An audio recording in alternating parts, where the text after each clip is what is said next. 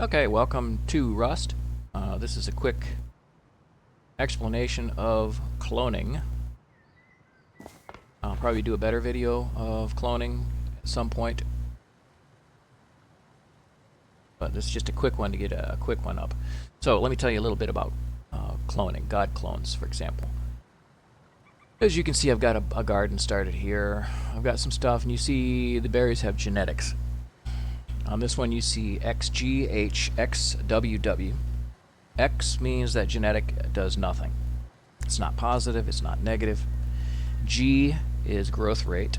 H is hardiness, which allows it to, as you see there's various percentages at the bottom. Temperature says 100%. I've got heaters running right now. But this one says temperature 100%, and he's got one H. This one, oh, well, that one's got two H's. So let me look over here then. I guess since it's daylight, I guess everybody's doing good on temperature. Anyway, if it were nighttime, the temperature would be low, and the ones with more H's would have a higher percentage for their temperature rating than they'd have a better. Like they might be 100% while everyone else was at 78% or so forth. So the more H's you have, the better they're going to be hardy against temperature. The W stands for water consumption. We don't really want that because the planters, as you can see, hold up to 9,000 milliliters. The plants are ideally suited for less than that, because once it gets above that amount, they tend to be overwatered, and when it goes below a certain amount, they'll be underwatered. So the percentage will go down for the water rating. As you see, there's a water rating of 100 on this one, and the planter is currently at about 5,000-ish. So the other rating that you have, or the other genetic you have, is like on this one, you see a single Y. That stands for yield. That's the number of berries that it will produce. And as you can see from this plant, it currently is 25% completed through its fruiting cycle. It will then go to what's called the ripe cycle or stage. Once it hits ripe, 0% or higher, it's produced the maximum number of berries that it's going to produce. At this point, it has produced 1.5 berries during the fruiting, which rounds up to 2. And that's with that one has no Ys. So he's probably going to max out at 2 or 3 berries without that many Ys. So making of God clones, you're trying to get a certain set of genetics. Most people consider God clones to be 3 Ys and 3 Gs because there's 6 sets of genetics. They want that YYYGGG, which gives them usually 4 berries per growth over the span of 1 hour and 15 minutes. Now, I say that's BS. 3 Gs and 3 Ys is just a lazy God clone. Because over this, if you take my God clone versus that style of God clone, for one, mine is more difficult to get. You have to do a lot more work to come up with the style of God clone that I make. And not that I'm patting myself on the back for being great at making God clones, but I'm just saying it takes longer and more effort to come up with what I make versus a 3Y, 3G, and you end up with more berries. Now, if you compare my God clone to what most people consider a God clone, and then spread that out over a certain number of certain amount of time, you'll have more growth cycles of planting, growing, death, whatnot, harvesting, etc., off of the one with more Gs. But in the end, over the same amount of time, you will end up with fewer berries than the way that I do it. I believe mine gives you, I think, I'd have to do the math again, but I think it's 12% more berries over the same amount of time. So unless you're sitting there glued to your farm, as you can see, they have a percentage next to, like this one is 94% mature. Unless you're sitting there glued to your farm like you're rooting on a racehorse on the racetrack going, come on, 6 more percent, come on.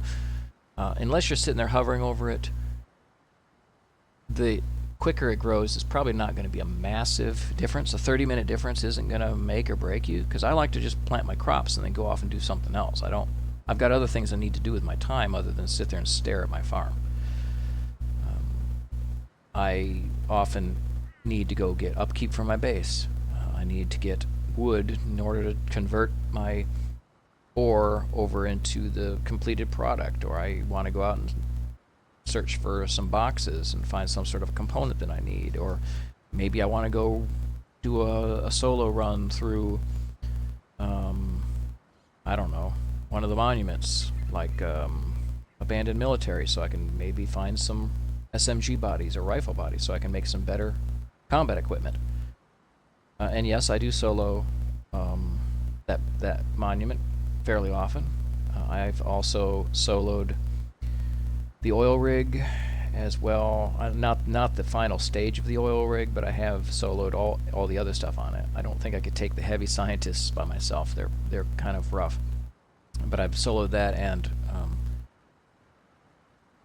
Arctic Research Station I've soloed, and what's the other one? Oh, Giant Excavator. Although I don't know how to run the excavator. I've put the diesel in, but then I didn't find the control booth before the diesel ran out. So that one I still got to practice a little more. Anyway, unless you just have nothing better to do than to stand there and stare at your percentages and wait for them to get to ripe, it doesn't benefit you as much to have a faster growing time versus more berries. And that's opinion. Some people may disagree. I think that the concept of a faster growing time ended up coming about by people who were using scripted cheats in order to just automatically bot harvest their plants. Now, I might be wrong, but because of that, a lot of people now think that GGG is a god clone, and I'm here to tell you that, in my opinion, and everybody's got a different opinion, but it's not. It's not what I would call a god clone. It does not produce the best amount of berries over the amount of time that you spend producing berries. So if your goal is to produce the maximum amount of berries over the same amount of time as you would doing the other way, then my version is better, and I'm going to show you how I get my version. So first thing you do, or at least the first thing I do, is I will collect up a set of clones. I'll plant, and then I'll check the genetics, and then I'll clone them when they come up with a profile that I prefer. Usually what I like to do is have 3 Ys and 1 G in their profile before I harvest them. However, if you're in a hurry, I usually look for at least 2 Ys. 2 Ys and 1 G is ideal. 2 Ys is at least better than nothing. You don't really want to go much below that, because otherwise you're going to collect a bunch and you're not going to be able to make a clone. And what you're going to want to do is collect up 18 as a minimum. The website that I'll show you in a minute here requires you have at least 6, but you're probably not going to end up with very good clones if you're only operating off of 6. So I try to get 18. I had 18 last night when I logged off for the night, but I was not able to make a suitable clone without doing multi-generations. So I came back this morning and did one more planting, and I ended up with another 6 clones. Because of that, I now have 4 rows instead of 3. But some of them are pretty, I think there was a couple of them here that were pretty good. They had 3 Ys in them, like that one, WYYHWY, and YYYXHW. And the positioning of the Ys matters too, because when you plant a plant, you need at least 2 plants next to it with the same genetic code in the same spot for that code to transfer over to that plant. So if you had a plant surrounded by this plant, you would likely end up with this genetic profile. But that's not what you're after. You're not trying to get this profile. You're trying to get more Ys in there. So you're going to need something that's got, for example, you can put this on either side of it, which wouldn't really work, because then you'd end up with the H, W, and X being contributors. But you'd want to find this clone, and then another one that had YYY in the front, but different genetics for the last 3 than what this one has. Now, you could do all this in your head if you want, but there's a website that will allow you to do that, and I'm about to take you there. The website is called Rust Breeder, and here she is. This is Rust Breeder. This website allows you to enter your genetics, and it will calculate which ones are good, which ones are not going to be used, and it'll tell you how to make your stuff. So we're going to go to scan. You can type them in right there if you want. Like, just click and type them all in, but with, what did I say, I had 24 of them in that one set. You're going to be flipping back and forth between windows. So you're just going to want to hit Scan Rust. It allows this website to look at your game. You'll hit Scan, then you'll hit Window, and then you pick the window that has Rust in it, and then Share. Now it takes you back to Rust. Now when you click on it, you listen, you'll hear a pop. Poop. See, that wasn't my lips doing that, that was the game. Then you'll just click on each one of them.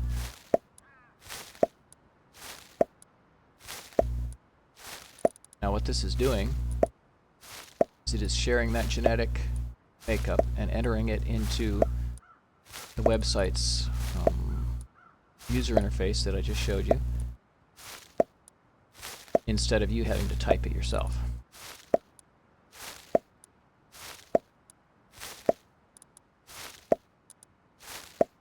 I should have saved a few plants that were suitable for picking, so I could explain the choice of picking. Oh, you probably didn't even see. Yeah, you were looking at. Sorry about that. Anyway, you were looking at this thing. You saw those things pop up. But while I was doing that, I was clicking each one of these in turn. As you can see, the last one that I put in was XYYHHH.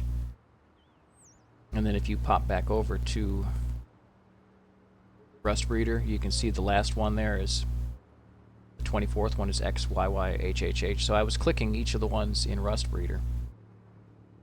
Or I was clicking each of the ones in the Rust game, and it was being entered into Rust Breeder. So then you're going to hit Stop Scanning, now that all your genetics are in there. Then you're going to hit Calculate. And it's going to take a little bit. As you can see the blue line at the top coming across. It's doing all its calculations. Right now, the settings are set for just give me whatever. It's not requesting any specific number of G's, Y's, or H's as shown at the top of the screen. So you're going to want to go up and set what you're looking for. I'm looking for 5 Y's and 1 G. So I'm going to set that to 5 Y's and 1 G. Although I didn't need to set it for 1 G because it was already showing me some that were 5 Y's, 1 G. And you're going to see it'll pop up, it'll say first generation, second generation, etc. If you get them that comes up that says second or further generations, I think I have my settings set to only show me 2 generations. But if you have it deeper than that, like this one for example, second generation, that means you're going to need to produce this clone by cloning other ones to create it, and that you have the stuff available to clone those to create it. So what you're going to end up doing is you're going to want a single generation, or you're going to be doing a little bit more work. As this stands, we have a 50-50 chance of getting what we want using this set of berries. It tells you which number it was from the ones that you clicked in. I usually try to click left to right and then top to bottom on the rows. So I know that number 6 is the one on my top row at the far right. It also shows you these west, east, east, west symbols. That would be if you have your planter oriented north and south, which I don't know if mine are oriented that way or not, and if they were outside exposed to sunlight, because the ones in the east are going to get sunlight earlier in the morning and are going to grow sooner than the ones that are in the west. Now if you're planting indoors like me, I don't think it has any effect on it. I wouldn't be absolutely certain. I usually still try to place them east and west based on this. So what we're going to do now is we are going to, well, first I'm going to jot it down so I don't have to jump window to window. So I'm looking for number 4, number 11.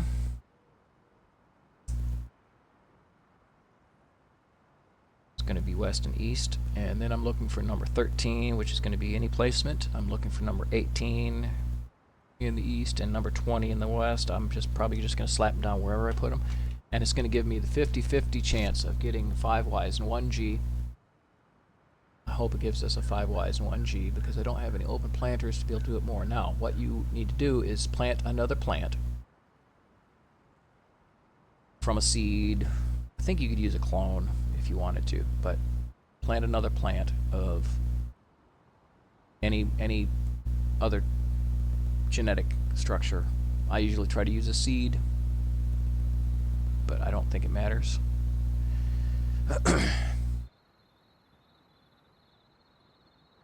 And then you're going to put that in the middle. According to this, you want to wait till it reaches 50% sapling stage, and then plant the ones that are going around it, which are the ones that are displayed that I just told you about. I don't usually wait till 50% because it seems to me that when I do wait fully to 50%, it often expands to crossbreeding before the other ones have changed into sapling stage. And if they're still in seed stage or seedling stage, at least the last time I did a farm, which was 3 wipes ago, it will not take the genetics from that plant. And they may have changed it since then, but I'm not sure if they have. So I'm just going to play it safe, and I'm going to do it that way. I usually wait till it's around 35 to 45%.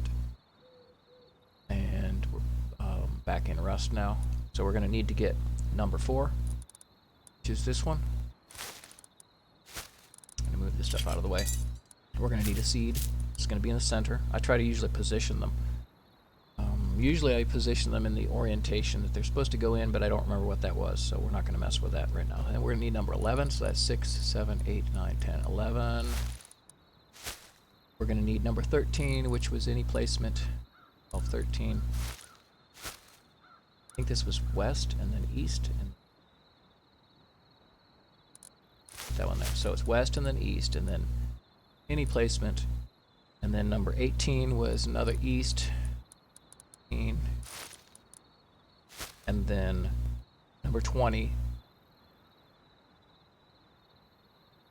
Did I just take the right one? I did. Okay. So number 20. This one, and it'll go in, hopefully in the west. One thing I like to do if, and it's dark, one thing I like to do if I'm not trying to make a video of it is plant the ones that I'm going to be using around the edges and then clone them so I produce some extra ones before I bother starting with the clone setup.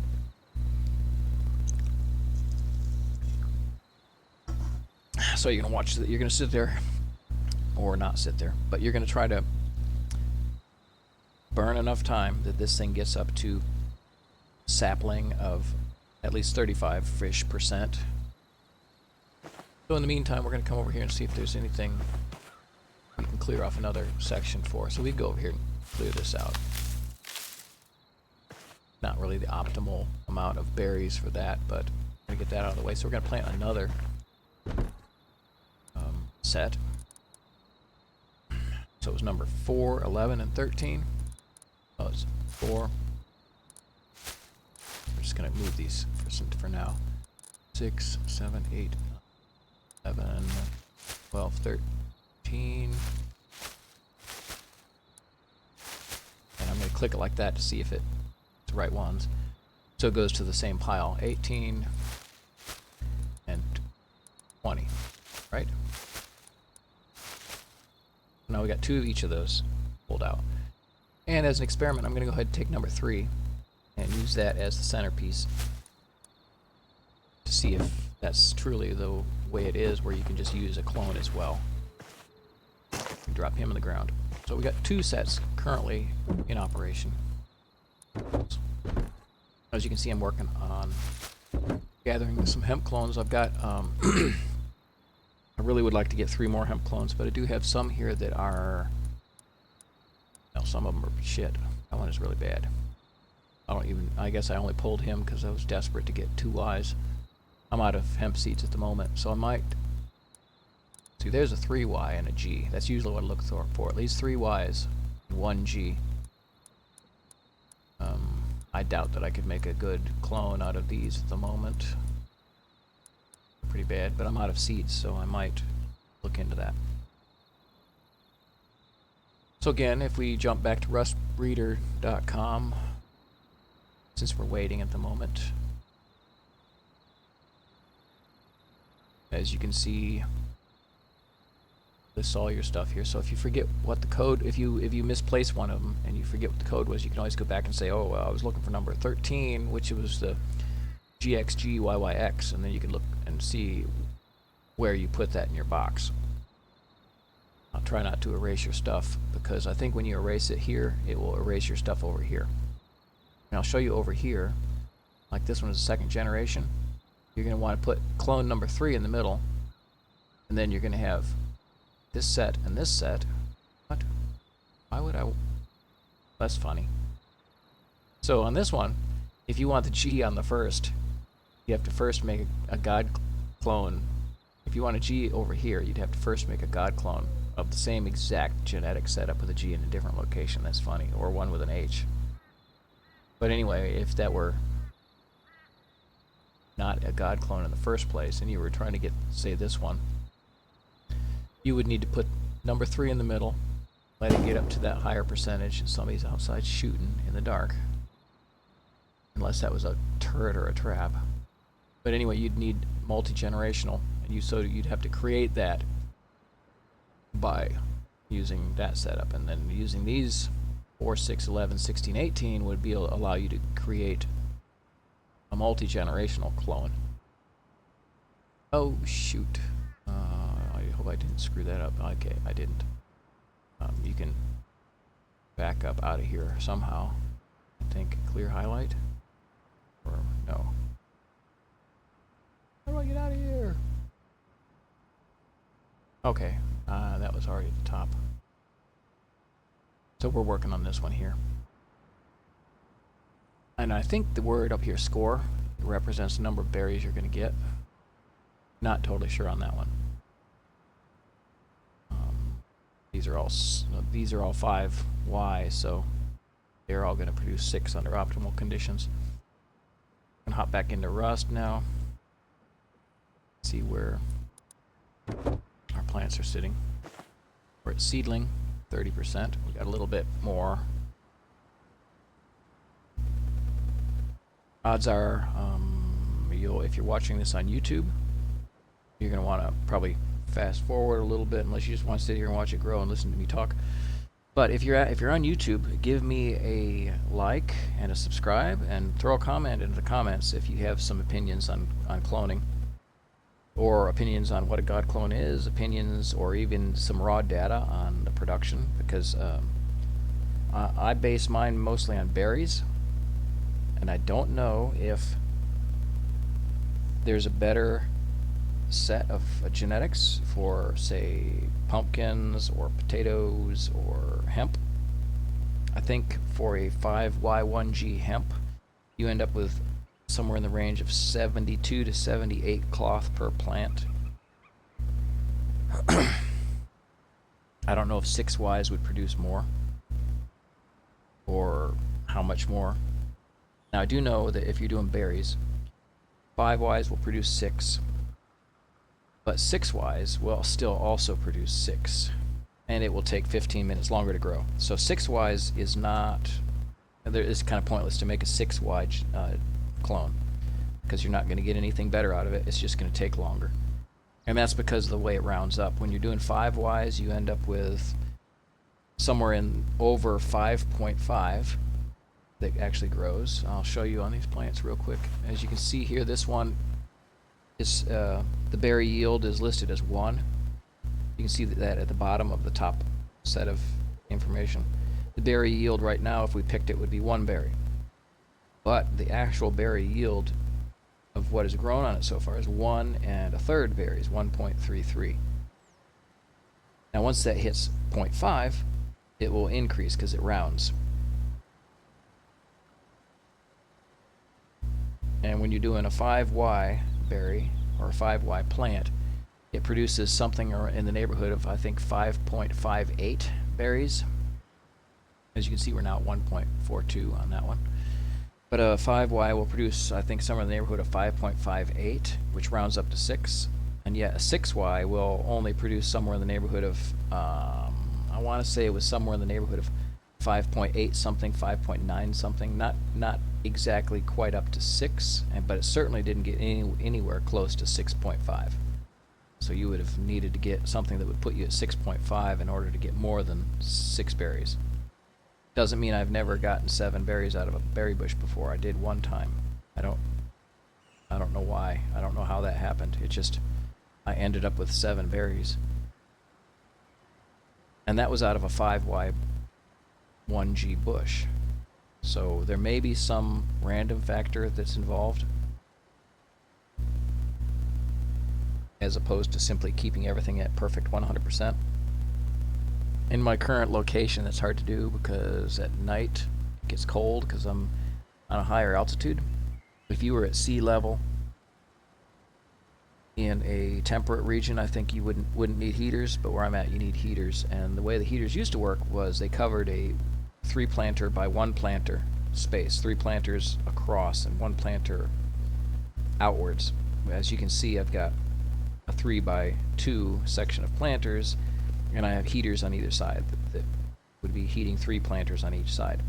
The heaters also previously would heat the next floor above you, so you could actually put 2 floors of 2 by 3 and have 12 planters in place running off of 2 heaters, 4 lights, and 4 sprinklers. If you go, the sprinklers actually cover 4 planters if you put them over them. So ideally for the sprinklers, you would want to have 2 by 4 sections or 2 by 2 chunks. But then you will run into problems with trying to get the heating just right, because then you have a little tail on the end that's not getting heat, and there's a lot of little nuances that leaves it up to the user of how they want to set their stuff up. So there's not one specific perfect way of doing it, in my opinion. I think there used to be.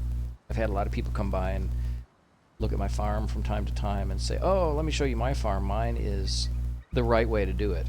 Yours isn't perfect. It's close, but it's not the right way to do it. Let me show you mine. And then they'll go show me theirs. And they'll be like, why is this not right? Why is this not growing this way? How come I'm not getting the same berries that you are? And it's because they learned how to do it before one update or another that changed something, and they didn't realize that something had changed in the way the farming worked. I've learned my cloning in the past 6 months or so, maybe the last 8 months. Maybe it's been the past 9 months, but it's been more recent than most of the people who taught me the cloning, because the people who taught me cloning, or at least set me on to how to do it and the basics of it, had learned previously off of the way the game was then, and it's not the same anymore. One guy had one set up where he had triangles that were sticking out from the walls, and he had half walls, and he had a planter on top of a triangle and a planter below a triangle, and the light was above one of the triangles, and he said that because of the way the game worked, the light would pass through the floor and light up the flower or the plants that were on the bottom that were blocked by the triangle. But then when he looked at it, he's like, why am I getting 0% light? Why aren't these growing? And apparently something had changed, which then caused flooring to block light. So his old setup that he had learned was no longer a viable setup, although it was pretty cool. Back when that was a setup, you could have crammed in, gosh, probably like 30 planters in the same space I've currently got the 10 or 11, 12, 14. I think I've got 14 in. You could have fit in like 30 planters in the space that I've got the 14 in. Or actually more. You could have put in like 60 planters in the space that I've got 14 in. Which would have been overkill, because I used to build bases that were 6 by 2 with triangles down the sides, and then I would do with a full 6x2 on one floor, and then I'd have shooting floors on the top, so the top would be like 4x2. So I would have like I don't know, 18, 16 planters, something like that. Whatever that is, 10 plus 8, 18 planters. So we're at 25% sapling. We're pretty close to the time we want to plant these. So we're going to go to our inventory now. We're going to move what we need to plant into the positions so we can just slap those in. We're going to go west side, unimportant, and east side, 38. So we're going to go ahead and slap these in. Which way is, oh, that's west side. So we're going to go ahead and put west side, unimportant location, east side, east side. So now each of these is going to be contributing genetics. And we have a 50-50 chance that we're going to get the clone that we want. One is at 11%, so it's not ready yet. Now we're going to have to wait a little bit longer. As you can see, we've been going for about 13 minutes now. And we're at 38% sapling. As soon as it gets to crossbreed, we will know what the genetics are going to be. So probably about 5-10 more minutes at the most. Meantime, let's take a look at our other harvests. We've got 14%. Oh, we got one that's ripe here, so we're going to go ahead and pick this. As you can see, this one has 0 Ys, and it has given us 3 berries. 3.08.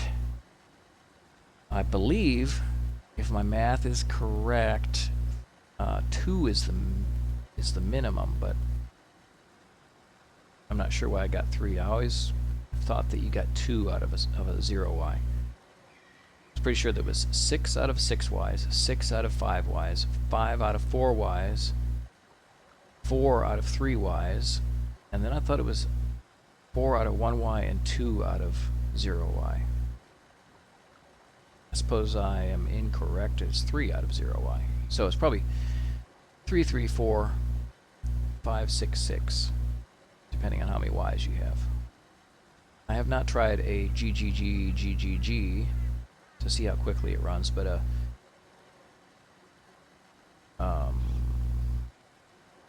I do know that 3 Gs is an hour 15 and 1 G is an hour 45. We're going to go ahead and pick him because it doesn't matter if it's ripe 1% or ripe 100%. You're still going to have the same number of berries. It's not going to produce any more berries once it hits ripe 0%. Once it passes ripe 100%, it'll go into dying, X%, whatever. And then once the dying stage is over, it will completely go away. So if you forget about your stuff for too long, you won't have any stuff anymore.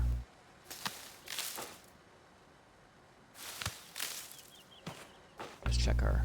Okay, we're ready to plant over here.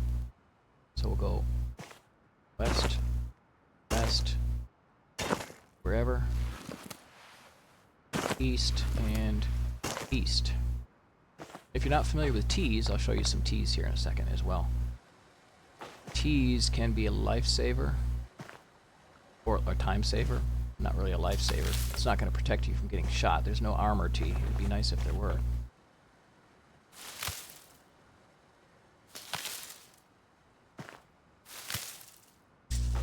So you've got various types of teas.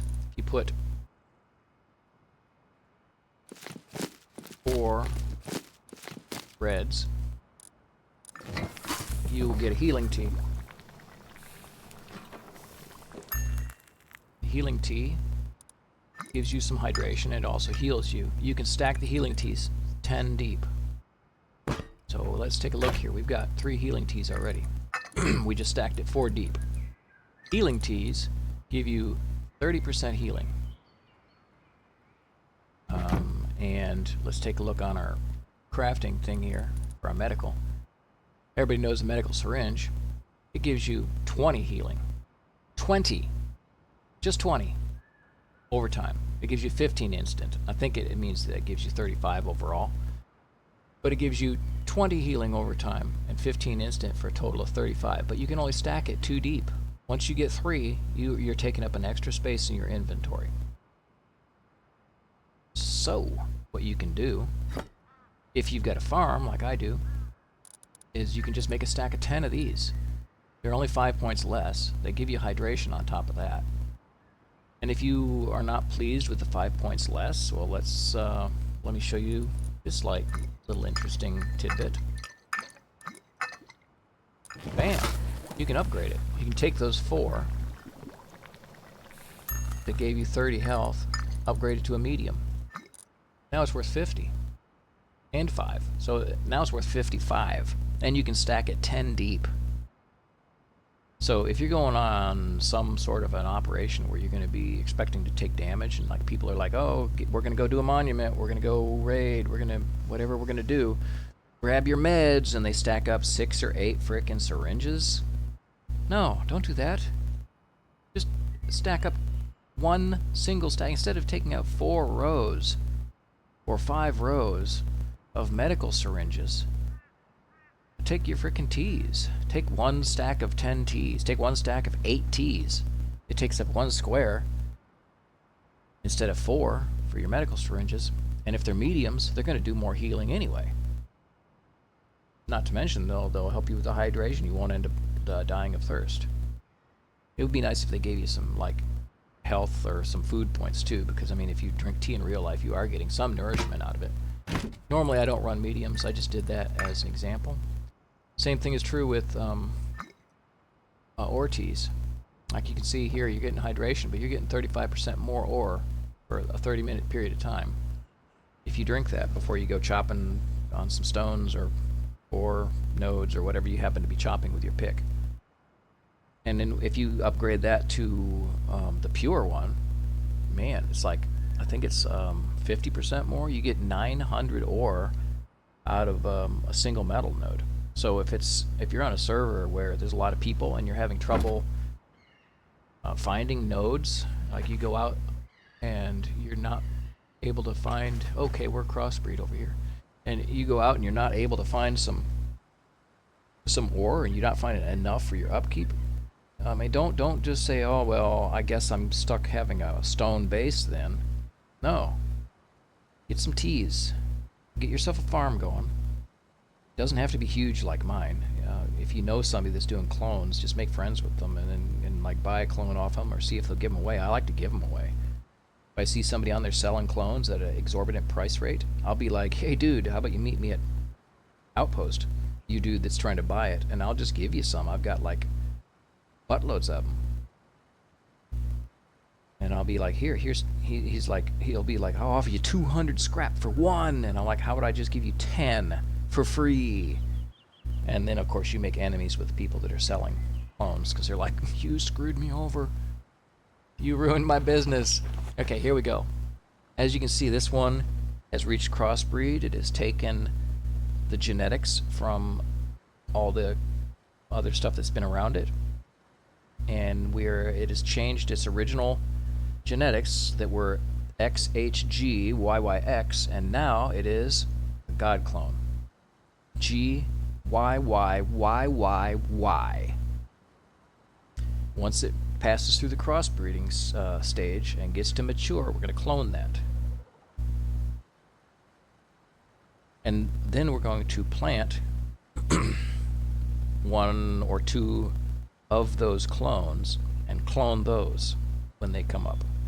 And then we're going to keep doing that over and over until we get a stockpile that's large enough that we want. What we want, or what I usually want, is enough that I could plant my entire frickin' garden with that plant, which is usually 100 clones. You don't need 100 clones, but I have a bad habit of taking my clones and slapping them in the ground and then forgetting that they were meant to be cloned, and then I go and I pick them, and then I go back and be like, oh no, I just planted my last clone and now I don't have clones anymore and I have to start over with making more gods. But there you have it. We went from having 24 suboptimal clones to having a god clone, in however much time we just spent, half an hour or whatever. Now, the amount of time it took me to get those suboptimal clones was about 2 or 3 days. I don't play like hours upon hours. And I don't really know percentage-wise how often you end up with decent genetics to figure out the statistics about how quickly you could come up with those 3 or 4 stacks. But we've got our God clone. We've got our red berry God clone. We're working on yellows and blues. Yellows, of course, and blues make or tea, as you can see on here on your tea table. It's got a whole breakdown of what makes what. You've got healing, which is all reds. You've got maximum health, which increases it by, I forget how much. I'd have to make the tea, but I mean, for me, the max health tea really doesn't help me. I can be like plus 50% health or whatever the best one is, and still end up losing to some joker with a bow. And that's just kind of a testament to the fact that I'm not like super good at all aspects of the game. I mean, if I am playing the way that I play and I'm at an advantage, I'm death. But the most of the time I am getting ambushed out there in the woods. So, and it's like if I don't see the guy first and place myself in an advantageous position with the intent to engage him on my terms, then I generally lose. If they get the drop on me, even if I'm in superior equipment, they usually beat me. So in my opinion, it's not so much how skilled you are, it's how you begin the engagement. If you can begin the engagement the way you want to operate, if you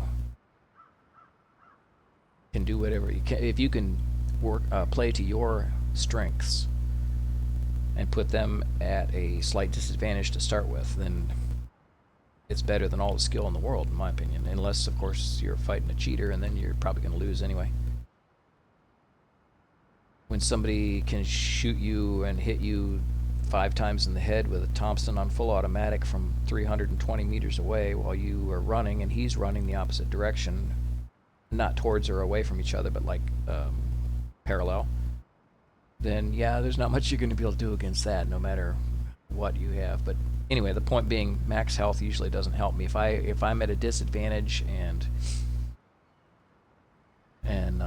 I expect that I need that extra oomph behind me, the max health isn't enough oomph, and I'm going to end up losing anyway. Anyway, the next one down, your yellows and blues, that's the one I use most. That's Orti. The reason I use it most is because I almost always exclusively have a base that's made out of metal. I don't like stone bases because it seems like when I see a stone base, it just screams at me, come raid me, come raid me. And it seems like most people that I see who have stone bases end up getting raided. Although they raid through the doors instead of through the walls, which, it's like, if you're going to do that, what does it matter if it's stone or metal? Because the door is the same either way. I don't know. I'm not a big raider. I don't know the mindset of most of the raiders that go around. I don't think they are really thinking. I think they just say, hey, I've got something that goes boom, I'm going to go use it on something.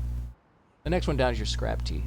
That's your yellows and whites. I don't usually use those. They give you additional scrap whenever you smash barrels. I'm not, when I generate scrap, I don't do it by smashing barrels. I usually have other methods, like horse poop, turning it into fertilizer and then selling that at bandit camp, or you can also do it with metal shards. If you don't have a metal base and you put in a whole butt ton of furnaces and you just cranking off all the metal that you find and you don't have a use for it, to take it over to bandit camp and sell it. I've gone over to bandit camp before when I didn't need the metal and dropped off like 60,000 metal shards in one shot. It's like, whoom, come out of there with like, I don't know how much scrap, like 12 grand worth of scrap. That wasn't on this server, that was a different one. We had hopped over there and we were gonna get some BPs so that we could stream. I streamed there last wipe.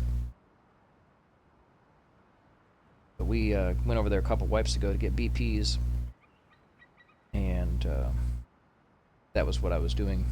He was in a stone base, and then I think I had a stone base as well, just specifically for furnaces. And we took all of our metal over there and sold it for scrap, and then used that to get our BPs. And then your last one down there you can see is your wood tea. It's blues and reds. If you take a wood tea and a chainsaw and 1 full tank of fuel, and you go out, you're going to fill your backpack up, and you're going to have to come back and empty that. Then you're going to have to go out and fill that backpack up again and then empty it. You're going to, within the span of 1 tank of fuel, you're probably going to produce 50 to 60,000 wood. You will fill a full box off of like maybe 48 to 50 low-grade fuel in a chainsaw. You'll probably break your chainsaw in the process. But wood tea is amazing. It's overpowered like crazy. You don't need to make a lot of them. And then I'm talking about pure ones. The weak ones, maybe not so much. But the pure ones, maybe 1 every few days. Maybe 1 a week, something like that is about all you need. Because you just fill a box and a half up with wood, and then you can share it amongst all your friends and be a philanthropist and all that stuff.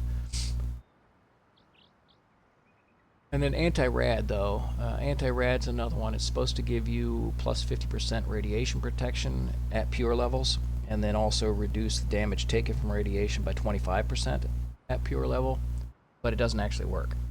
I tested, and maybe they fixed it since then, but I tested it about 6 wipes ago, I think it was. I tried to be as scientific as possible about it by going and irradiating myself on purpose. Okay, it looks like we've got another god over here. So we've got both of those that were 50% chance, and we now have 2 gods. We have 8 gods now. Those 2 plantings. YYYYYY. And there you have it.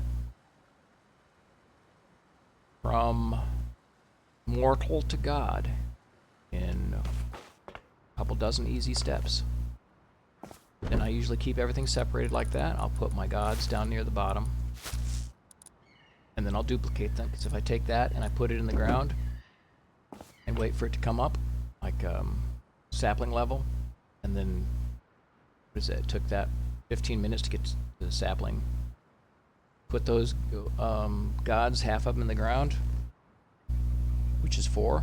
You put 4 of those in the ground, and then wait 15 minutes. Well, now you've got, what, 16? You put those 16 in the ground and wait 15 minutes, you've got, whatever, double that is 32. You put those in the ground, and now you've got over 100. So in about an hour, 45 minutes to an hour, you could take that original cloning process and have 100 god clones. And then you can either sell them or plant them for your own pleasures, whatever you want to do. Anyway, there you go. There is a down and dirty tutorial on god cloning. I'll probably make one that's a little bit more thought out, with showing some more steps to it, like the actual gathering of stuff. But we did that all in about, what, 45 minutes? Something like that. So there you go. That's how you do god clones. And don't listen to anybody when they tell you GGG YYY is a god clone. Show them different. Make your 5Y 1G and then produce 6. Produce more than they do. Outproduce them. We need to get this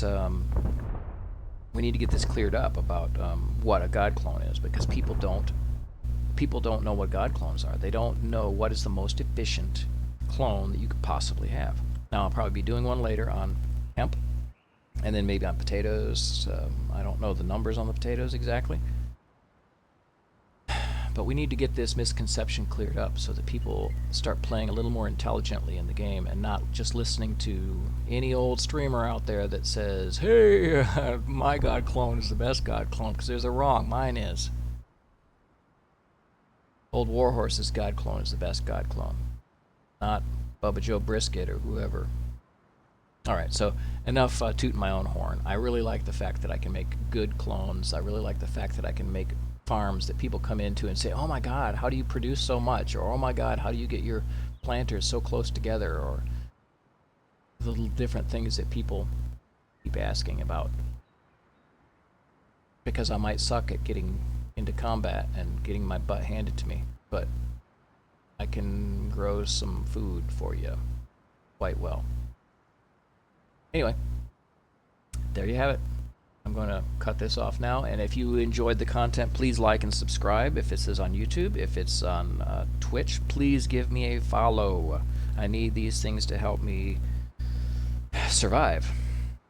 I'm not at a level where I can monetize at this point. I'm trying to get there. I am an older gentleman. I am ex-infantry. I have ailments that need to be seen by the doctor, and I can't go see the doctor because I can't afford it. The VA can't find my freaking records because the Army's not so good at